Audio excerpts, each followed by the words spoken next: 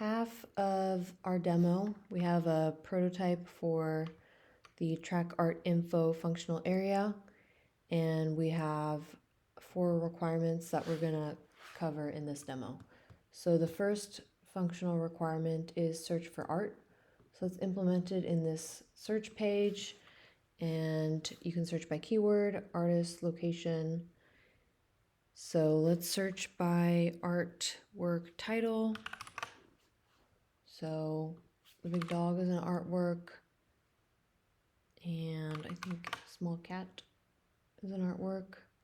There's also a Kath cane that's showing up. So that covers that first functional area or functional requirement.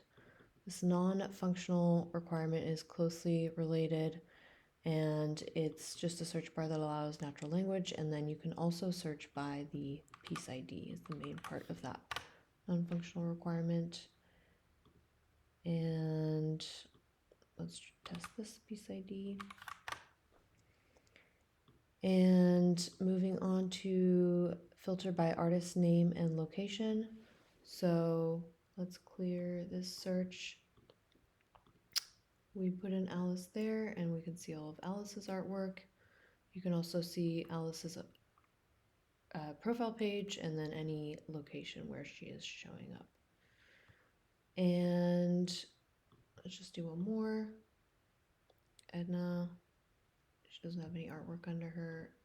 Kath, and you can see that she's an extra rack, so she'll show up, but if you search by gallery, then no artwork is going to show up there. And finally, it is by you can also alphabetize the results. So we can do one, let's do Alice. Oh, I think actually